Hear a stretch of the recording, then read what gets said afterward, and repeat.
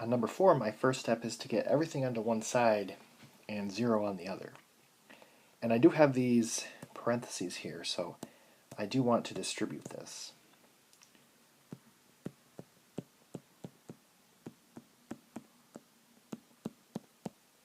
So now that I've distributed that, now we can bring everything onto the left and have 0 on the right.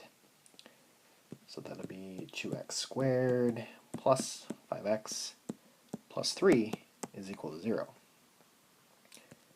Okay, so your A, B, and C.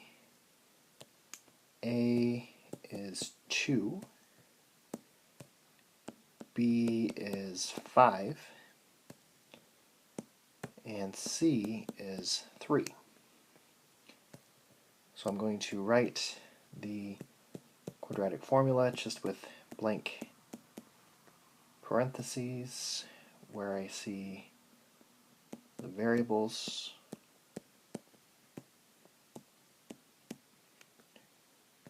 Okay, so the 2 is going to go here and here. 5 is going to go here and here. And then the 3 is going to go here.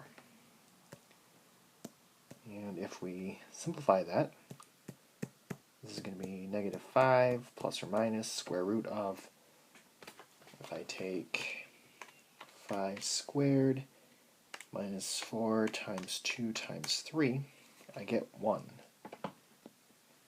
all over 4. So the square root of 1 is just 1. So this will be negative 5 plus or minus 1 over 4. And then this separates into two branches because now that there's no longer a radical, we can combine everything.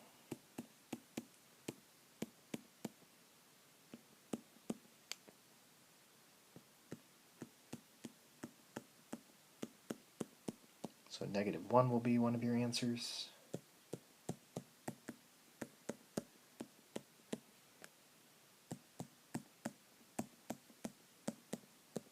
And negative 3 over 2 will be your other answer.